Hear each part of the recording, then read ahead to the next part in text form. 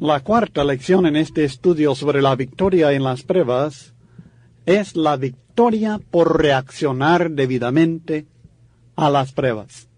La manera en que nosotros reaccionamos es importante cuando tenemos pruebas. Vamos a tener pruebas en la vida, pero usted puede ser victorioso en medio de las pruebas. ¿Lo cree? La Biblia dice en Romanos capítulo 8, versículos 35 al 37, ¿quién nos separará del amor de Cristo? ¿Tribulación, o angustia, o persecución, o hambre, o desnudez, o peligro, o espada? Como está escrito, por causa de ti somos muertos todo el tiempo, somos contados como ovejas de matadero. Antes en todas estas cosas, somos más que vencedores por medio de aquel que nos amó. Sí, nosotros tendremos pruebas, tendremos aflicciones, tendremos tribulación, angustia, persecución, quizá hambre, desnudez, peligro, espada. La muerte misma vendrá a cada uno de nosotros. Pero podemos ser victoriosos en medio de estas pruebas y más que vencedores por medio de Cristo, porque Él nos ama y su poder sobre la muerte misma, su poder sobre todos los problemas y las dificultades de la vida nos da a nosotros la victoria. Nosotros podemos ser vencedores.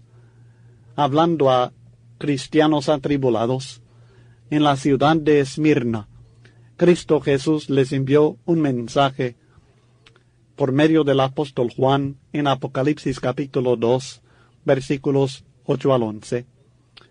Y concluye este mensaje con estas palabras en los versículos 10 al 11. No temas en nada lo que vas a padecer. No les promete que no van a padecer nada, pero les dice, no temas en nada lo que vas a padecer. A pesar de que vas a padecer, no temas. He aquí el diablo echará a algunos de vosotros en la cárcel, para que seáis probados, y tendréis tribulación por 10 días. Sé fiel hasta la muerte, y yo te daré la corona de la vida. El que tiene oído, oiga lo que el Espíritu dice a las iglesias. El que venciere no sufrirá daño de la segunda muerte. Usted, aunque es probado, aunque sufre tribulación, aunque padece, usted puede ser vencedor. Podemos ser victoriosos en las pruebas, a pesar de las pruebas. No obstante todo lo que suframos, podemos ser vencedores si somos fieles, aun en la faz de la muerte misma. Usted puede vencer, pero todo depende de su reacción a las pruebas. Probado será. ¿Cómo responderá? ¿Cómo reaccionará a estas pruebas? Es importante aprender la manera de vida, de reaccionar, de responder al sufrir, al padecer, al ser probado. Y le quiero presentar en esta lección algunos principios fundamentales sobre cómo reaccionar debidamente. Realmente son 4 puntos muy sencillos, pero muy importantes. Verdades que a veces ignoramos, no practicamos, olvidamos, y por causa de ese olvido o ignorancia o desobediencia, nosotros somos vencidos en las pruebas en vez de ser victoriosos. Primeramente, la victoria sobre las pruebas incluye las lágrimas. ¿Le parece extraño? Tal vez, pero es cierto. Es verdad lo que les estoy diciendo. Si usted va a ser victorioso sobre las pruebas, debe aprender a llorar. Sí, la Biblia dice en Eclesiastés capítulo 3 y el versículo 4, hay ocasiones cuando uno debe llorar, cuando debe sentir aquella tristeza que hasta le saca las lágrimas. En vez de reprender a las personas que lloran en medio de sus tribulaciones, quizás sea más apropiado acompañarlos en su tristeza. En Romanos capítulo 12, versículo 15, la Biblia dice, llorad con los que lloran. No dice, diles que no lloren ya. Llorad con los que lloran. En 1 Corintios capítulo 12 y el versículo 26, la Biblia dice, de manera que si un miembro padece, todos los miembros se duelen con él. Y si un miembro recibe honra, todos los miembros con él se gozan. Así como nosotros nos gozamos con aquellos que reciben honra, de la misma manera nosotros debemos sentir dolor con aquellos que padecen. Debemos llorar con aquellos que lloran. Las lágrimas son parte de la victoria que Dios nos da sobre las pruebas. El ser más que vencedor en medio de las pruebas de la vida no significa que nunca vamos a llorar. Al contrario, ese alivio emocional, esa expresión sincera de dolor, es algo que Dios mismo estableció en el cuerpo y en la composición emocional del ser humano. No es natural responder a cada incidente en la vida de uno con alegría. A veces hay ocasiones en las cuales lo más natural y lo más correcto es sentir cierta tristeza y expresar esta misma tristeza por medio de las lágrimas, por medio de un pesar en el corazón de uno. Sencillamente, Dios no está esperando que su pueblo fabrique una alegría artificial, sino que cuando realmente siente alegría, cuando debe sentir gozo, que lo siente y lo exprese, pero cuando hay causa legítima de tristeza, nosotros debemos reaccionar por medio de la tristeza. El mandamiento de 1 Tesalonicenses 5:18, que enseña que debemos dar gracias a Dios en todo, en toda circunstancia, no significa que uno se siente bien, que uno se siente alegre en todo momento. No, el cristiano a veces se siente triste.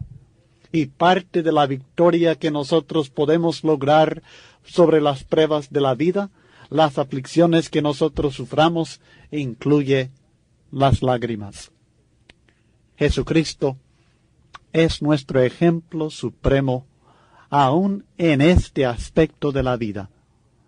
Recordará en Juan capítulo 11, en los versículos 33 al 36, cuando murió su amigo íntimo, el amigo llamado Lázaro, y cuando vio también lo que estaban sufriendo las hermanas de Lázaro y los demás que estaban presentes.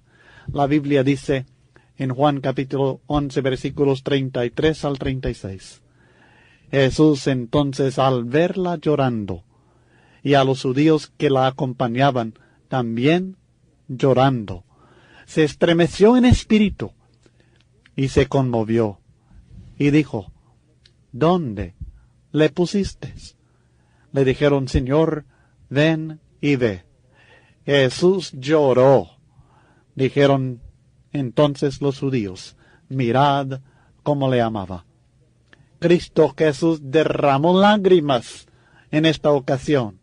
Él no estaba saltando y gritando aleluya a Dios. No perdió su fe en Dios. No dejó de sentir el gozo debido cuando había causa de gozo, pero también en este momento cuando hubo causa de tristeza. Cristo Jesús, el perfecto Hijo de Dios, hombre y Dios, sintió esa tristeza y expresó esa tristeza en las lágrimas que derramó llorando. Si Jesucristo, el Hijo de Dios, lloró en esta ocasión, ¿por qué no vamos a llorar nosotros al sentir legítima tristeza en nuestra vida? Cuando Cristo se estuvo preparando para su propia muerte y el sufrimiento que Él padeció por cada uno de nosotros, La Biblia enseña en Hebreos capítulo 5, versículos 7 y 8. Sin duda en mi mente está refiriéndose al huerto de Getsemaní, cuando Cristo estaba orando al Padre que le hiciera pasar esta copa de sufrimiento. Y la Biblia dice en Hebreos capítulo 5, versículos 7 y 8. Y Cristo, en los días de su carne, ofreciendo ruegos y súplicas con gran clamor y lágrimas, al que le podía librar de la muerte, fue oído, a causa de su temor reverente. Y aunque era hijo por lo que padeció, aprendió la obediencia. La Biblia aquí enseña claramente que en aquella noche, cuando Cristo se estaba preparando para morir por nosotros, que Él tanto deseaba evitar aquel sufrimiento, tanto deseaba que hubiera otra manera de salvarnos a nosotros, que derramó lágrimas por la aflicción del momento. Si Cristo Jesús sintió tristeza y expresó esta tristeza en lágrimas derramadas en ocasiones como estas, y Él fue victorioso sobre estas pruebas, sobre la muerte de su amigo Lázaro y sobre el sufrimiento de la cruz. Cristo Jesús fue victorioso, ganó la victoria en las pruebas de su vida. Pero esta victoria incluyó que llorara, que expresara legítimamente tristeza profunda que sentía en su corazón. No es correcto reprender a las personas que lloran en medio de las tribulaciones. Más apropiado es que nosotros les acompañemos en su tristeza. Más apropiado es que nosotros sigamos el ejemplo de los amigos de aquel hombre sufrido llamado Job, que la Biblia presenta en Job capítulo 2, versículos 11 al 13, de esta manera. Y 3 amigos de Job, Elifaz temanita, Bildad suita y Sofar naamatita, luego que oyeron todo este mal que le había sobrevenido, vinieron cada uno de su lugar, porque habían convenido en venir juntos para condolerse de él y para consolarle. Los cuales, alzando los ojos desde lejos, no lo conocieron, y lloraron a gritos, y cada uno de ellos rascó su manto, y los 3 esparcieron polvo sobre sus cabezas hacia el cielo. Así se sentaron con él en tierra por 7 días y 7 noches, y ninguno le hablaba palabra, porque veían que su dolor era muy grande. Sintieron con él el dolor, a tal grado que en vez de decirle a Job, Job, ¿por qué estás llorando? Job, ¿por qué te sientes triste? Anímate, Job. En vez de esto lloraron con él, se sentaron con él por 7 días y 7 noches sin decirle palabra. La victoria sobre las pruebas incluye las lágrimas. Esta es reacción debida a las aflicciones de la vida. No que sea constante, no que sea continua, pero que es una reacción debida. La tristeza. Pero segundo, debemos entender, si vamos a reaccionar debidamente a las pruebas y ser vencedores, debemos saber que la victoria sobre las pruebas no es instantánea. No es asunto de un momento, sino que los problemas de la vida deben superarse poco a poco. Debemos aprender a vencer poco a poco. Un poco ahora, un poco más mañana y el otro día. Si lo tratamos de hacer todo de una vez, vamos a fracasar. Si pensamos que vamos a resolver todos los problemas en un solo día, un solo fin de semana, con una sola acción, nos equivocamos y seremos vencidos en vez de vencedores. Debemos superar los problemas poco a poco, deliberadamente, con la ayuda de Dios. Debemos afrontar los problemas de un solo día, el día de hoy. El único día en el cual podemos nosotros luchar es el día de hoy. Le decimos a la gente que se puede salvar solamente hoy. Les animamos a bautizarse hoy mismo, porque ayer ya no existe, mañana todavía no está, ni tenemos seguridad de ella. Hoy es el día de salvación. Hoy es el día de vencer los problemas también, mi estimado hermano.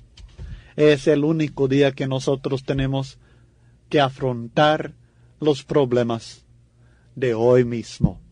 Si nosotros empezamos a pensar en los problemas pasados, si empezamos a pensar en los problemas futuros, seremos nosotros abrumados sobremanera y perderemos la esperanza de salir victoriosos.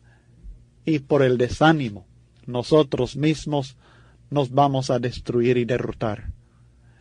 Pero si nosotros comprendemos que no debemos afanarnos, como dice Cristo en Mateo 6:34, así que no os afanéis por el día de mañana, porque el día de mañana traerá su afán. Basta a cada día su propio mal.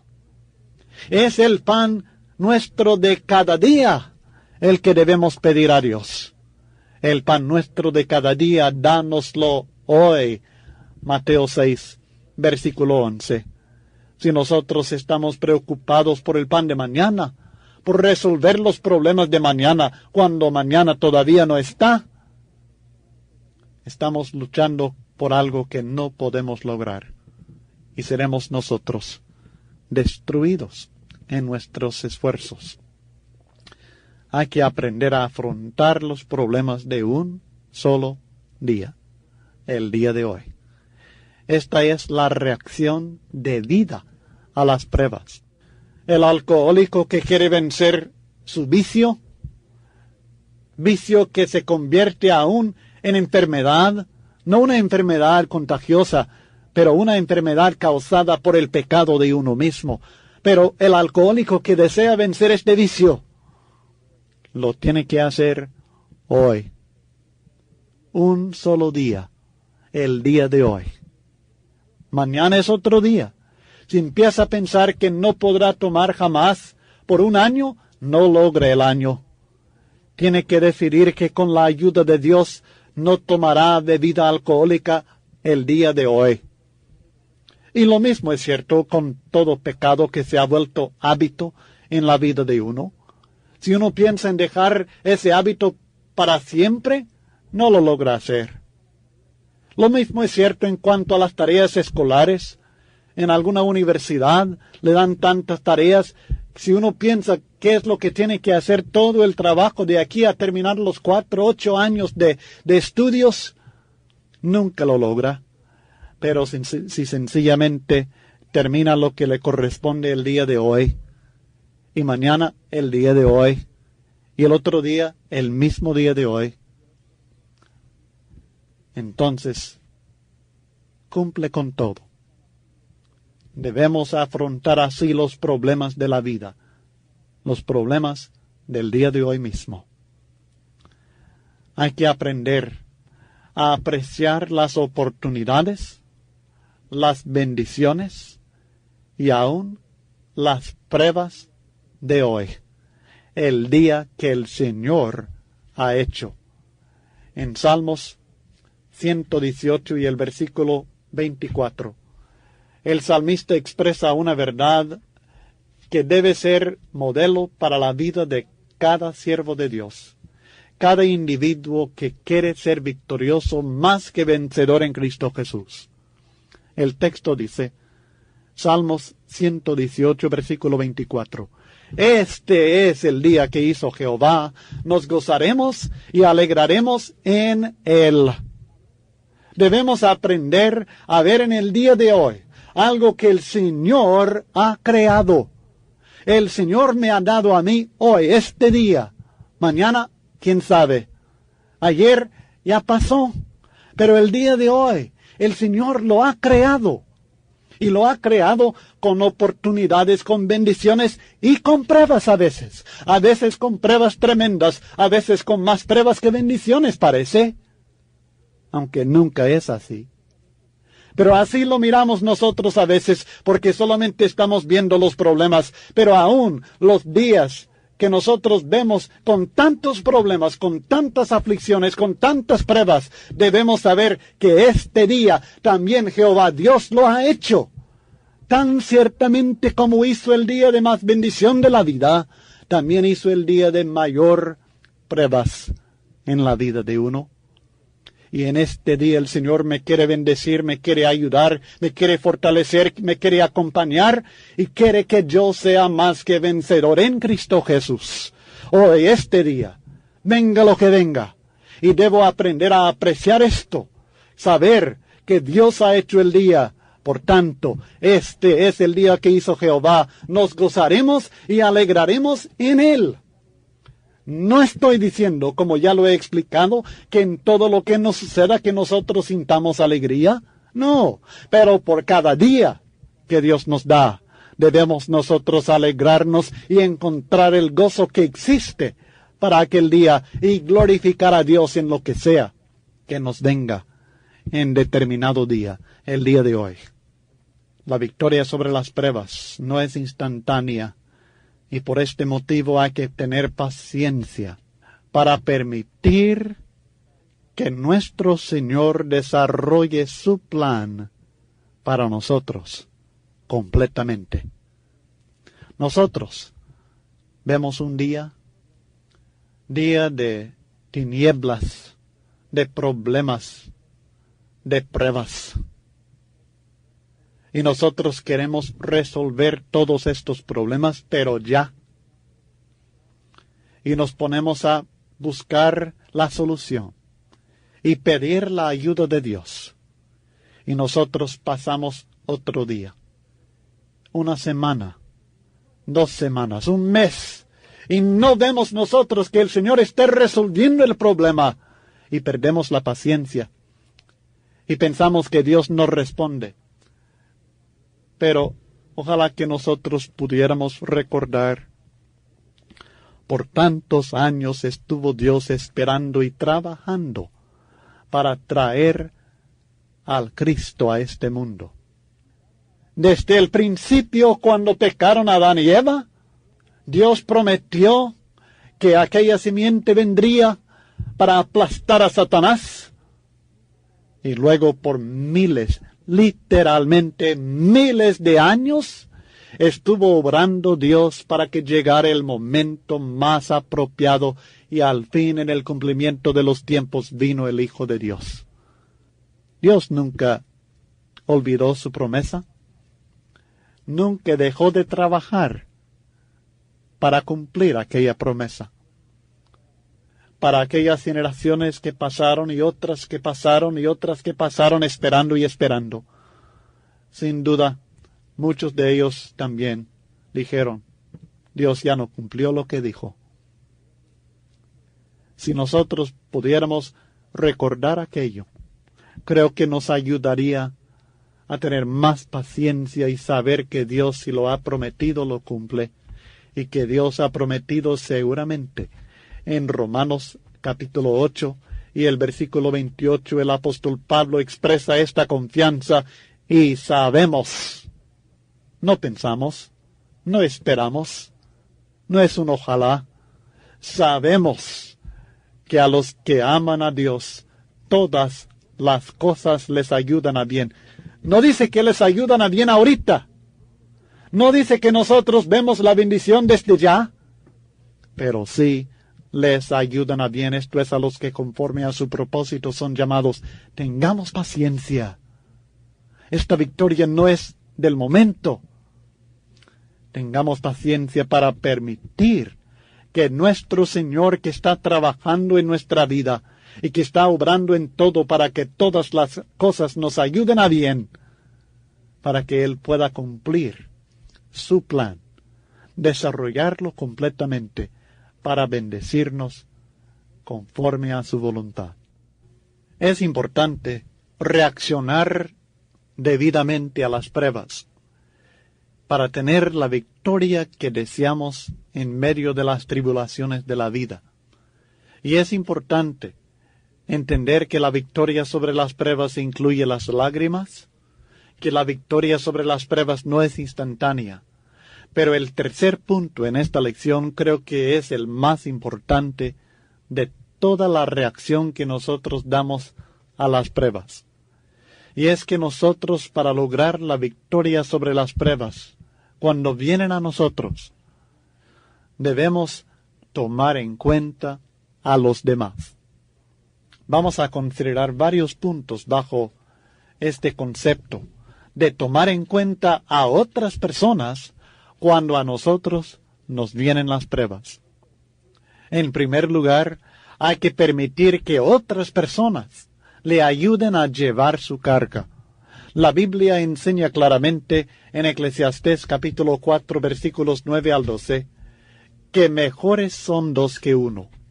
Es decir, que nosotros necesitamos comprender la fuerza que hay en dos personas, en otra persona que nos ayude a nosotros y nosotros cuando ayudamos a otro. La Biblia dice en el texto citado, Eclesiastés 4, 9 al 12, mejores son dos que uno, porque tienen mejor paga de su trabajo. Porque si cayeren, el uno levantará a su compañero, pero ay del solo, que cuando cayere no habrá segundo que lo levante. También si dos durmieren juntos, se calentarán mutuamente, mas ¿cómo se calentará uno solo? Y si alguno prevaleciere contra uno, dos le resistirán, y cordón de 3 dobleces no se rompe pronto. Aquí la Biblia está tomando de la vida práctica, la vida cotidiana, algunos ejemplos para enseñarnos algo muy sabio, algo muy real, y es la fuerza de dos individuos unidos en un solo propósito. Cuando nosotros tenemos problemas, cuando sufrimos, muchas veces, muchas personas, muchos cristianos, quieren aislarse de los demás y no buscan la ayuda de otras personas. Aún a veces cuando alguien nos ofrece su ayuda, nos enorgullecemos y nosotros rechazamos la ayuda. No porque no la necesitemos, sino porque no queremos reconocer, no queremos confesar al otro que realmente le necesitamos. Pero para tener la victoria sobre las pruebas, hay que tomar en cuenta a los demás en este sentido de permitir que nos ayuden a llevar la carga, recordando que si son 2 o 3 o 4 o 5 que nos ayudan a nosotros, tendremos mayor fuerza, mayor capacidad de soportar y de superar cualquier dificultad. Necesitamos recordar que somos una familia, y en la familia de Dios nosotros estamos unidos por medio de la sangre de Cristo Jesús. Y esta unidad debe causar que nosotros estemos dispuestos a ayudarnos unos a otros y a recibir ayuda unos de otros.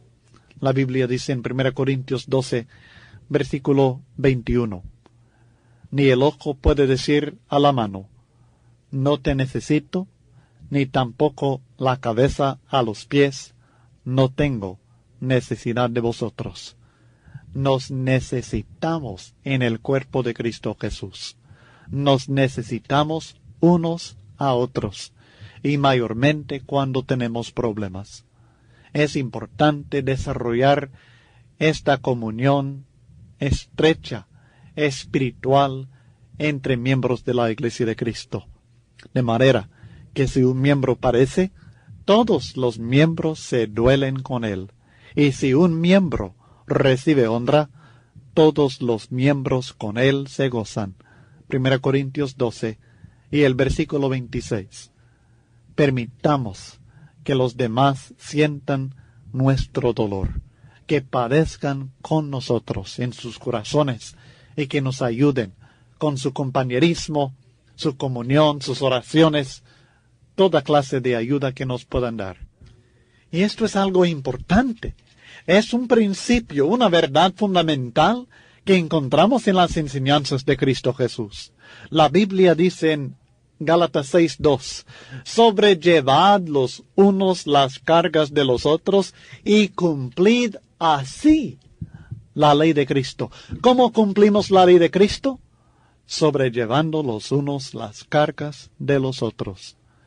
Esta es una enseñanza fundamental para la familia de Dios, algo que es diferente del mundo, algo que debe hacer distinguirse al cuerpo de Cristo Jesús, a la familia de Dios, a la iglesia que realmente es de Cristo. Debemos alentarnos unos a otros, aun con palabras de Dios. Como dice Pablo en 1 Tesalonicenses 4:18, hablando con referencia a la venida de Cristo, la resurrección de los muertos, y luego él dice, por tanto, alentaos los unos a los otros con estas palabras. No seamos orgullosos, hermanos, recibamos la ayuda de nuestros hermanos. Pero en segundo lugar, el tomar en cuenta a los demás no es solamente pedir y permitir que nos ayuden a nosotros, sino que es también buscar a otras personas que necesiten su ayuda. ¿Cómo me está diciendo? Yo soy el que tengo problemas. Yo soy el afligido. Yo soy aquel que está pasando por la prueba y me está diciendo que yo debo buscar a otro que necesite de mi ayuda. Yo soy el necesitado. Precisamente esto puede ser el problema. Cuando nosotros nos enfocamos en nosotros mismos y en nuestros propios problemas, nosotros comenzamos a ser vencidos. Permitimos que las pruebas nuestras sean aquel factor dominante en nuestra vida y nosotros dejamos de servir. Y el servidor es el vencedor. Debemos seguir el ejemplo de Jesucristo cuando Él, con el problema mayor que jamás ha existido en esta vida, con la aflicción más tremenda que ningún ser humano no ha conocido, Él sufriendo en la cruz por nosotros, llevando la carga de los pecados de todos los hombres que vivirán y que han vivido sobre la faz de la tierra, sufriendo por nosotros, derramando su sangre, la aflicción del alma. Sin embargo, Cristo en la cruz del Calvario manifestó su preocupación no por sí mismo, sino por otras personas, por su madre. En Juan capítulo 19, en los versículos 26 al 27, recordará, cuando vio Jesús a su madre y al discípulo a quien él amaba que estaba presente, dijo a su madre, mujer, he ahí tu hijo. Después dijo al discípulo, he ahí tu madre. Y desde aquella hora el discípulo la recibió en su casa. Cristo se estaba muriendo, estaba sufriendo, sin embargo, se preocupó por su madre, por el bienestar de ella. Y no solamente por ella, que es algo más natural, podemos decir, sino por aquel malhechor que estaba al lado suyo también. En Lucas capítulo 23, comenzando en el versículo 39, la palabra de Dios nos revela esta ocasión tan emocionante. Uno de los malhechores que estaban colgados le injuriaba, diciendo, si tú eres el Cristo, sálvate a ti mismo y a nosotros. Respondiendo el otro, le reprendió diciendo, ¿ni aún temes tú a Dios, estando en la misma condenación? Nosotros a la verdad justamente padecemos porque recibimos lo que merecieron nuestros hechos, mas éste ningún mal hizo. Y dijo a Jesús, acuérdate de mí cuando vengas en tu reino. Entonces Jesús le dijo, de cierto te digo que hoy estarás conmigo en el paraíso. Cristo justamente le hubiera dicho a este hombre, ¿por qué me estás hablando? ¿Eres malhechor? ¿Yo sufriendo por tus pecados y pidiéndome favores? Pero Cristo con compasión se preocupó por aquel alma, aquel hombre necesitado, el malhechor que estaba a su lado. Y aún por aquellos que le estaban crucificando. diciendo al Padre: Padre, perdónalos, porque no saben lo que hacen. Cristo pudo sufrir y vencer obediente al sufrimiento de la cruz, porque se fijó no en sí mismo, sino en los demás, en su madre, en el malhechor, en aquellos que le crucificaban, y aun, mi estimado hermano, en usted y en mí. Cristo estaba pensando en nosotros, estaba enfocando su amor en nosotros, y así soportó la prueba. Podemos decir, bueno, este es Cristo Jesús, claro que Él es el Hijo de Dios, pero hay otros ejemplos de lo mismo que encontramos en el Nuevo Testamento. Recordará que Esteban, cuando le estaban apedreando en Hechos capítulo 7, él también pidió que el Padre perdonara a estas personas. También encontramos al apóstol Pablo en la cárcel en Roma, enseñando la palabra de Dios a personas que necesitaban conocer a Cristo Jesús. Hechos capítulo 28, versículos 30 al 31. Y no solamente cuando estuvo en la cárcel en Roma estuvo Pablo predicando a las personas que le llegaron. Él estaba pensando en otras iglesias del Señor, en diferentes lugares que necesitaban de la instrucción en la verdad, que necesitaban ciertas exhortaciones, que necesitaban de la consolación que Él les podía dar. Y Él escribió epístolas cuando estaba en la cárcel. Varias de las cartas del apóstol Pablo, como Filipenses, Colosenses, Filemón, Segunda Timoteo, se escribieron de la cárcel, aun cuando él, en Segunda Timoteo, estaba esperando el momento de la muerte. Estuvo escribiendo a Timoteo, exhortándole a él, animándole a seguir adelante en la doctrina verdadera del Señor. Este es el ejemplo que nosotros necesitamos seguir cuando nos encontramos en diversas pruebas. Nosotros necesitamos tomar en cuenta a los demás, buscar a otras personas que necesiten de nuestra ayuda, y esto nos ayudará a nosotros a vencer a nuestros propios problemas. Debemos seguir el ejemplo del apóstol Juan, cuando él, en la isla de Patmos, también estuvo en el Espíritu y dispuesto a lo que el Espíritu Santo y el Señor Jesucristo le querían revelar, y él también escribió epístolas a las 7 iglesias en Asia, y recibió aquella maravillosa revelación de la voluntad de Dios para la iglesia y de la victoria que nosotros encontramos en Cristo Jesús. Y así pudo Juan ser victorioso, ser vencedor, ser fiel al Señor en medio de las pruebas. Usted siempre podrá encontrar a otras personas en peores condiciones que usted mismo. Juan estaba escribiendo en el Apocalipsis para animar a cristianos atribulados, aunque él mismo era copartícipe de ellos en la tribulación. El apóstol Pablo escribió a la iglesia en Colosas y en Filipos y a otros cristianos para animarles a ellos, diciendo en aquella maravillosa carta a los filipenses: regocijaos en el Señor. Otra vez digo, regocijaos, para que ellos sintieran gozo en medio de los problemas que tenían que afrontar, aunque él mismo estaba en medio de la aflicción personal.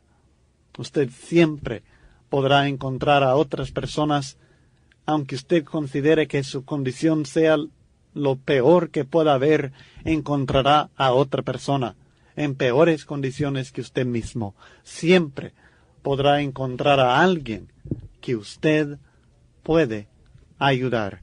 Y este es el propósito que Dios tiene en permitir que nosotros suframos y que nosotros recibamos en esta aflicción el consuelo de Dios. El apóstol Pablo dice en 2 Corintios capítulo 1, versículos 3 y 4.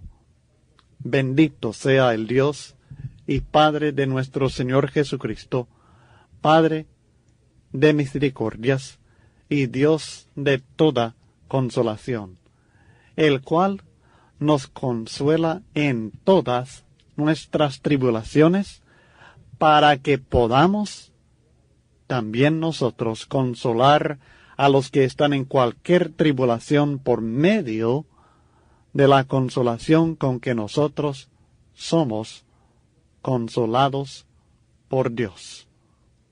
Nosotros debemos aprovechar las experiencias que nosotros hemos tenido.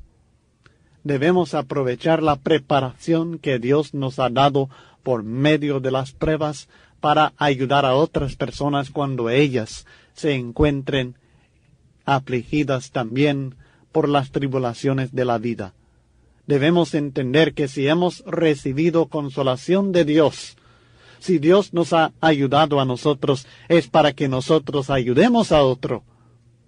Y nosotros, en medio de las pruebas, si nosotros miramos hacia afuera, en vez de enfocar toda nuestra atención en nuestra propia persona, y si nosotros empezamos a ver las necesidades de otras personas y a preguntarnos, ¿qué puedo hacer para ayudarle a mi hermano, a mi hermana, a mi amigo, a mi amiga, a mi vecino? Entonces nosotros, con esta actitud, seremos vencedores, lograremos la victoria en las pruebas, porque estaremos reaccionando debidamente, no pensando solamente en nosotros, sino en otras personas, así como lo hizo Jesucristo y Esteban y Pablo y Juan y otros cristianos fieles en el tiempo del primer siglo, y así como lo hacen, y usted tal vez lo ha visto, otros cristianos atribulados de nuestra época también, contemporáneos nuestros, que nos animan a nosotros, estando ellos mismos en medio de la tribulación. Para que nosotros ayudemos a otras personas, necesitamos tener en mente que esta obra de consolar es un ministerio pero muy especial y requiere actitudes debidas de nuestra parte hacia nuestros propios problemas y una preocupación sincera por los demás. Por tanto, necesitamos de la ayuda de Dios para poder llevar a cabo este ministerio de consolación. Necesitamos la bendición que Isaías había recibido de Dios, que él expresa en Isaías capítulo 50 y el versículo 4. Jehová el Señor me dio lengua de sabios, para saber hablar palabras al cansado. Despertará mañana tras mañana, despertará mi oído para que oiga como los sabios. Esta sabiduría de lo alto, especialmente cuando se trata de consolar a un individuo atribulado, es algo por lo cual debemos orar constantemente, especialmente el cristiano fiel, el cristiano maduro, aquel hermano que trata de predicar la palabra y servir a la iglesia del Señor en un ministerio especial. Necesitamos pedir a Dios constantemente, con mucha fe, que nos dé esta sabiduría de saber hablar palabras al cansado, palabras adecuadas que ayuden a los demás. Que tengamos aquel talento, aquella capacidad especial que evidentemente tenía Job, que lo expresa su amigo Elifaz en Job capítulo 4 versículos 3 y 4, describiendo a Job. He aquí, tú enseñabas a muchos y fortalecías las manos débiles. Al que tropezaba, enderezaban tus palabras y esforzabas las rodillas que decaían. Fortalecer a aquel hombre decaído, animar a aquel desanimado, consolar al atribulado, es algo muy especial, y para lograrlo necesitamos de sabiduría de Dios, para saber hablar al cansado. Para cumplir con el mandamiento que encontramos en Hebreos capítulo 12, versículos 12 al 13, necesitamos de la ayuda de Dios. El texto dice, por lo cual, levantad las manos caídas y las rodillas paralizadas, y haced sendas derechas para vuestros pies, para que lo cojo no se salga del camino, sino que sea sanado. Y aquí no está hablando de sanidad material, sino de espiritual, de emocional, de aquel hombre decaído totalmente de espíritu, cuyo corazón realmente ya no le da el valor de seguir adelante. Y necesitamos nosotros levantar estas manos caídas, estas rodillas paralizadas, y ayudar a aquel cojo para que sea sanado y ande con fuerza, con energía, con entusiasmo nuevamente. Si pensamos en estas personas, cuando nosotros mismos estamos en medio de la tribulación, seremos victoriosos. Lograremos algo tan maravilloso como aquello que lograron Pedro y Juan cuando sanaron a aquel cojo en Hechos capítulo 3. Y llegaremos a ser como Bernabé, José, a quien los apóstoles pusieron por sobrenombre Bernabé, que traducido es Hijo de Consolación. Hechos capítulo 4 y el versículo 36. Un hombre que realmente se caracterizaba por la capacidad de consolar, de animar, de levantar el ánimo a otras personas. Tengo algunas sugerencias para lograr esto, para ayudar a los atribulados. Primeramente, hay que visitarlos. Nosotros tenemos que ir en busca de las personas atribuladas, de nuestros hermanos que se sienten afligidos, que se sienten decaídos. Debemos nosotros ir a buscarlos personalmente, llegar a su casa y estar con ellos, físicamente con ellos y espiritualmente en comunión con ellos. No hay sustituto para las visitas. La obra del predicador, la obra del evangelista, la obra de aquel ministro que realmente quiere servir al pueblo de Dios, no puede lograrse exclusivamente desde el púlpito, predicando la palabra públicamente. Mucho de lo que nosotros hacemos para edificar a la iglesia de Dios y especialmente a aquellos cristianos atribulados, lo tenemos que hacer por medio de visitas personales.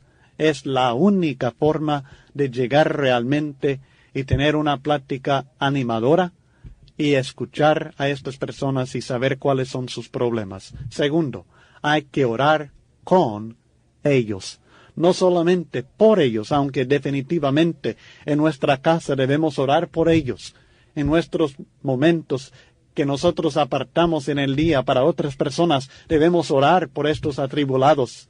Pero también debemos orar con ellos. Hay pocas actividades que pueden dar el ánimo a un cristiano que se encuentre bajo pruebas tremendas, como el escuchar a otro hermano orar por él. Orar con ellos es esencial. Tercero, hay que escucharlos. Hay que dar lugar a que ellos expresen sus sentimientos, que expresen su tristeza, que nos expliquen sus problemas. Debemos tener la paciencia de escuchar a los hermanos atribulados y aún a nuestros amigos que tengan problemas y que necesiten de la ayuda de Dios. Debemos nosotros no siempre ser aquel individuo que habla. A veces debemos estar más prestos a oír y no hablar. Muchos predicadores creen que siempre deben estar hablando, y no es así. A veces debemos sencillamente escuchar. Esto es lo que necesita la persona más que otra cosa, que alguien le escuche. He visto a varias personas que hacen visitas a los enfermos y no dejan hablar. Es solo hablar y hablar y hablar desde que llegan hasta que se vayan. Y el enfermo, el atribulado, no ha tenido la oportunidad de expresar lo que siente, lo que teme, lo que le está molestando tal vez en su espíritu. Recuerdo el caso de un hermano que estaba muy enfermo psicológicamente. Había tratado de suicidarse, le habían salvado la vida, y llegó un predicador a ayudarle. Creo que este hermano pidió que llegara ese otro predicador para hablar con él, para tratar de restaurarle en la fe. Y estuve presente cuando llegó este otro hermano. Y él llegó y desde que entró empezó a hablar. Y habló todo el tiempo que estuvo ahí. Y no permitió que aquel hermano atribulado, aquel hermano deprimido, le expresara lo que le estaba molestando a él. No dio lugar. Nosotros debemos aprender a escuchar a los atribulados. Recuerdo que el hermano enfermo siguió más enfermo después de aquella visita. Necesitaba que le escucharan para saber cuál era su problema, en vez de solo hablar. Luego, hay que hablar. Después de escuchar, sí, entonces hay que hablar. Palabras de consolación.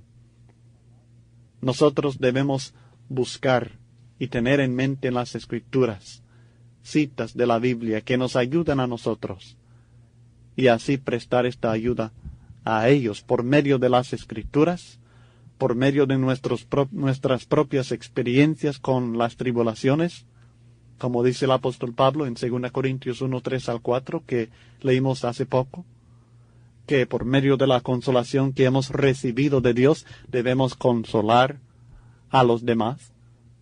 Por medio de experiencias de otros hermanos que han pasado por semejantes dificultades, pero han sido victoriosos, debemos hablar palabras de consolación, no de desánimo. Si usted va a desanimar, si usted mismo está desanimado y usted viene con palabras no de consolación, sino de desánimo, mejor no llegue, mejor no hable con esta persona.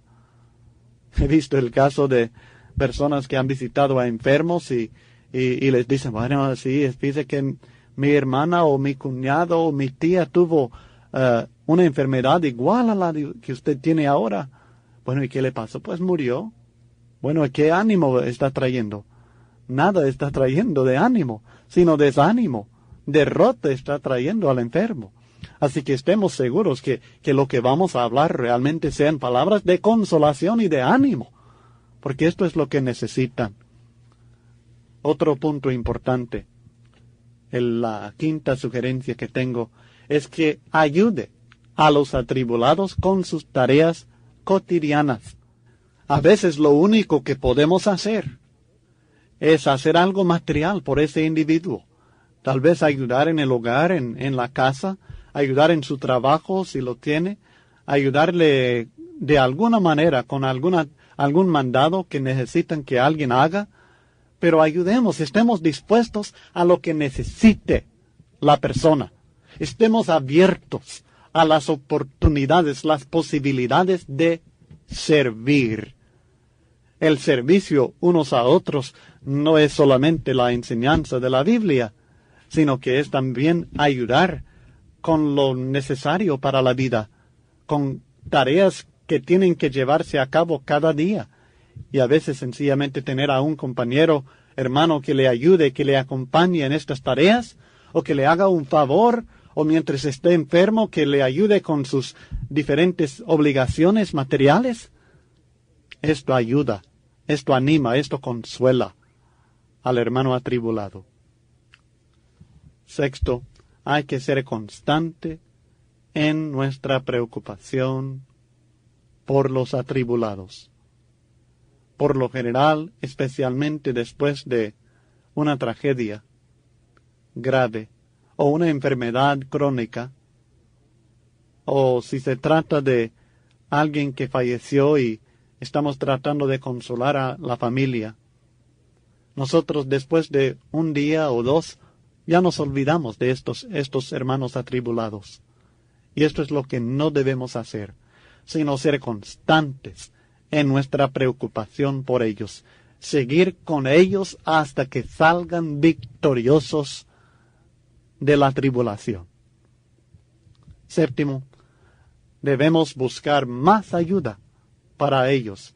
A veces encontramos a un hermano atribulado que no necesita solamente de nuestra visita, de nuestra ayuda, sino de la ayuda de varios hermanos o hermanas. Y nosotros debemos buscar esta ayuda. A veces me he encontrado con personas atribuladas que francamente yo en lo personal no me sentía capacitado en ese instante para ayudarle. Por X razón, no tenía la experiencia, no tenía el conocimiento, no tenía la sabiduría, algo me faltaba. Por tanto, era necesario buscar a otro hermano o a otra hermana, a otro individuo cristiano que le pudiera ayudar con este problema que tiene. Y esto es lo que debemos estar dispuestos a hacer. No decir, bueno, no puedo hacer nada y cruzar los brazos, sino decir, bueno, yo no sé qué hacer, pero buscaré ayuda de otra persona, de otro hermano, que sí le puede ayudar. Entendamos que esto de servir a los atribulados es parte integral de nuestro ministerio, de nuestro servicio a Cristo Jesús.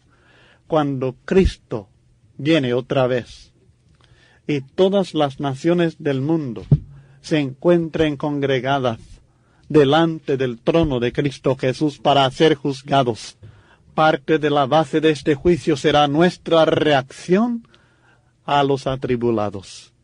Será como nosotros hemos reaccionado a aquellos que tienen hambre o sed, o los que son forasteros, o desnudos, o enfermos, o en la cárcel.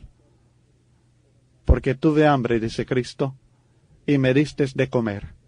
Tuve sed, y me distes de beber. Fui forastero, y me recogiste. Estuve desnudo, y me cubriste, enfermo, y me visitaste en la cárcel, y viniste a mí. Entonces los justos le responderán diciendo, Señor, ¿cuándo te vimos hambriento y te sustentamos, o sediento y te dimos de beber? ¿Y cuándo te vimos forastero y te recogimos, o desnudo y te cubrimos? ¿O cuándo te vimos enfermo o en la cárcel y venimos a ti? Y respondiendo el rey les dirá, de cierto os digo, que en cuanto lo hicisteis a uno de estos mis hermanos más pequeños, a mí lo hicisteis. Y en esta base dice, venid benditos de mi Padre, heredad del reino, preparado para vosotros desde la fundación del mundo. Mateo capítulo 25, del 34 al 40. Si usted quiere ser victorioso sobre las pruebas, debe tomar en cuenta a los demás en sus problemas. Y el último punto en este estudio, en esta lección sobre la victoria en las pruebas, reaccionando debidamente a ellas, es que la victoria sobre las pruebas viene cuando buscamos la ayuda de Dios. Estudiamos bastante sobre esto en la lección sobre la preparación para las pruebas, y este es el momento cuando debemos poner en práctica aquello para lo cual nos hemos preparado por los medios estudiados en aquella lección.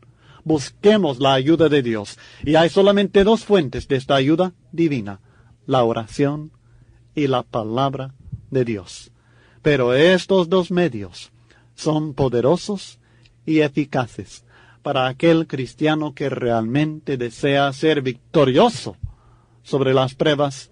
La ayuda de Dios, alzando los ojos al Señor, encontrará la ayuda que necesita. Esta es la confianza que el salmista expresa varias veces en los salmos.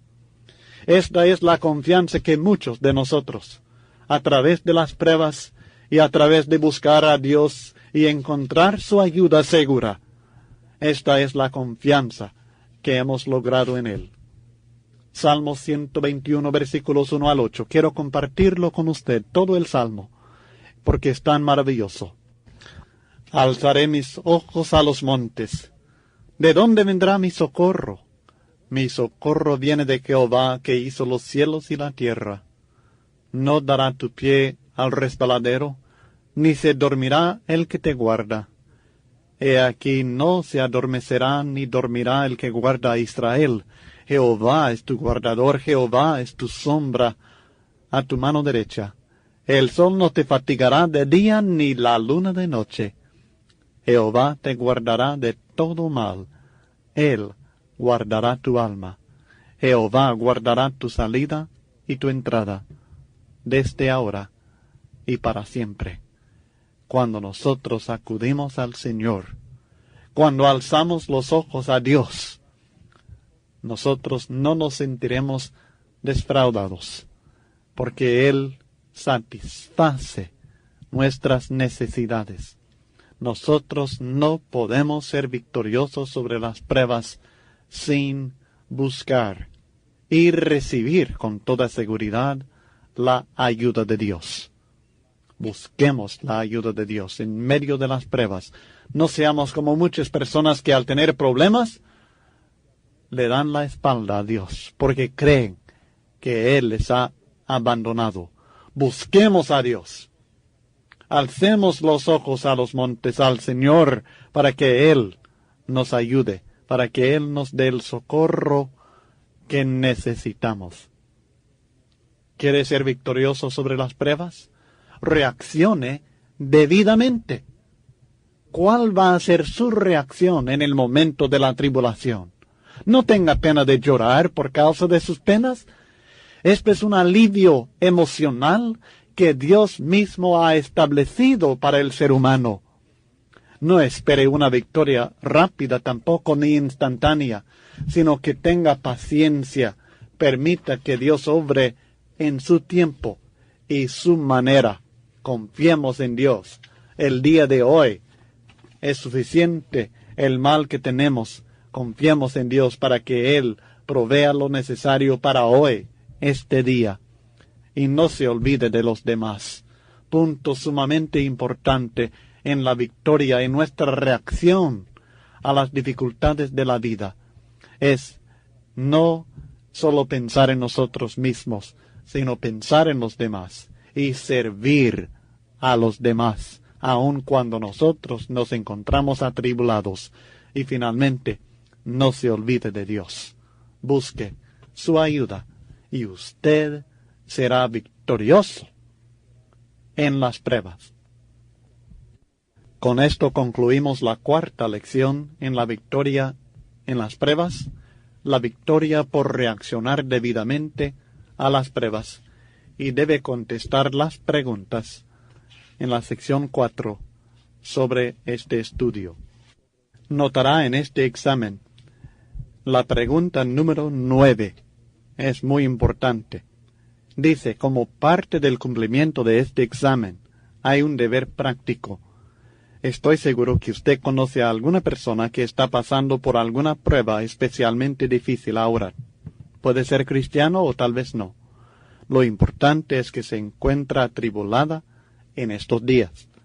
El deber suyo, pregunta número 9, es poner por obra las sugerencias que presentamos en esta lección para ayudar a los atribulados.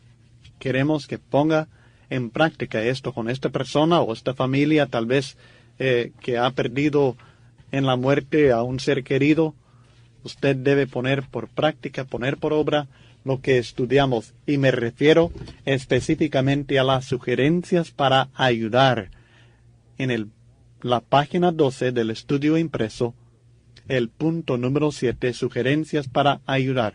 Visitarlos, orar con ellos, escucharlos, hablar palabras de consolación a ellos, ayudarles con sus tareas cotidianas de ser posible o necesario, ser constante en su preocupación por ellos, buscar más ayuda para ellos al ser necesario. Esto es lo que debe hacer. Y luego quiero que escriba un breve análisis de la reacción de esta persona o esta familia que usted visitó, y también lo que usted mismo siente sobre la visita que hizo. Y luego, la pregunta número 10 es otro deber práctico. Esto requiere tiempo. Yo sé que requiere tiempo y para que lo haga y cumpla con este examen requerirá tal vez varias semanas para llevar a cabo esto. Pero es importante. No importa que requiera bastante tiempo. Es importante que lo haga. Así que la pregunta número 10, el deber número 10 es que haga lo mismo, que visite, que ayude a una familia, a otra persona atribulada, pero esta vez que lleve consigo a otro miembro fiel de la iglesia para que él vaya aprendiendo por su ejemplo y por medio de la práctica a servir a Dios en este ministerio muy especial y sumamente importante. Nuestro deber es entrenar, preparar a otros hermanos para que sirvan también en este ministerio. Y a veces la única manera de hacerlo es por medio de llevarlos con nosotros cuando estamos practicando la vida cristiana, el ministerio del predicador legítimo. O esto puede ser una hermana, puede ser una cristiana la que está haciendo esto también, pero siempre debe llevar a una hermana para que ella también aprenda a cumplir con esta tarea, con este ministerio, porque las cristianas no están excluidas de este servicio a Dios de ninguna manera. Así que quiero que lo haga, no solo usted, sino que después de hacerlo usted con una familia o con una persona, lleve consigo a otra persona, a otro hermano, para visitar a otra familia diferente, a otro individuo diferente. Y luego quiero que escriba un análisis de la reacción o la actitud de este hermano que usted o hermana que usted llevó consigo, que le acompañó en esta visita. El hermano o la hermana que le acompaña en esta visita es también la persona a la cual usted debe comenzar a enseñar estas lecciones desde la primera, para que entienda también los principios que hemos venido estudiando nosotros y para que se vaya preparando personalmente más en este ministerio, capacitándose para vencer a las pruebas personalmente y para ayudar a otros hermanos y demás personas en sus tribulaciones. Cuando nosotros aprovechamos la oportunidad de consolar, de animar a un inconverso, estamos aprovechando algo que realmente abrirá la puerta, en muchos casos, abrirá la puerta para que después les enseñemos el plan de salvación. Pero tal vez en ese instante no es el plan de salvación el que necesitan escuchar, sino que necesitan de nuestro amor, de nuestra comprensión, de nuestra ayuda y de nuestras oraciones. Pero después tendremos la oportunidad de presentarles el Evangelio de Cristo Jesús. Así que aprovechemos estas oportunidades, preparemos a varios hermanos en la congregación, de ser posible, y hermanas, para que puedan desarrollar este ministerio que abrirá muchas puertas para la enseñanza del Evangelio de Cristo Jesús, y además estará cumpliendo la ley principal de Dios para con los prójimos, el amarlos.